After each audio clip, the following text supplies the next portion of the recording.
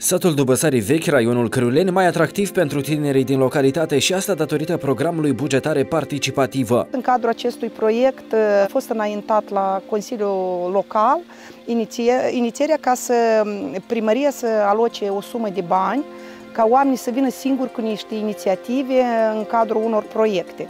Și au fost înaintate proiecte din partea la tineri, ne-am bucurat.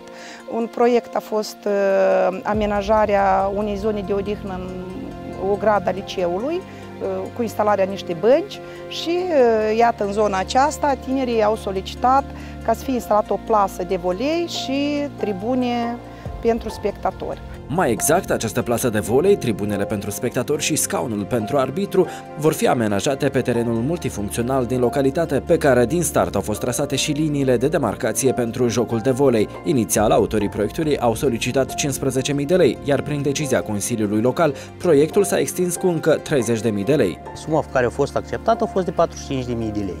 Mai departe, deci, au rămas ca profesorul de cultură fizică și cel care se ocupă și cu secția de volei în cadrul liceului. Deci, împreună, noi alocăm banii, dar dânsii se ocupă de procurarea, instalarea și mai departe. Asta e contribuția cetățenilor. Deci noi venim cu banii, dânsii vin cu lucru, cu montarea, cu ajutor, ca împreună să facem ceva util pentru localitate, să promovăm localitatea, să promovăm modul activ de viață, sport și așa mai departe. Dezvoltarea satului Dubăsarii Vechi continuă. În cel mai scurt timp vor demara discuțiile privind alocarea surselor financiare pentru anul viitor. Astfel, locuitorii satului sunt îndemnați să se implice și să vină cu idei și soluții la problemele comunității. Acum, la moment, la Consiliul Local, de asemenea, iar și o să fie discutat în bugetul pentru anul 2022 o sumă de bani, vedem consilieri, poate ori vrea mai mult de 60.000, unde o să apelăm după anul nou, să anunțăm locuitorii din sat că se derulează un alt proiect în sumă și așteptăm solicitările locuitorilor noștri.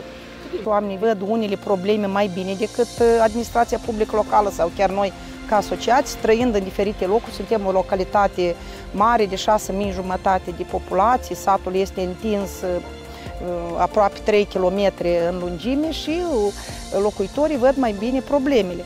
Și de aceea implicarea lor sperăm că atunci și durabilitatea proiectelor este atunci când ei sunt implicați, fiindcă se cere și o contribuție.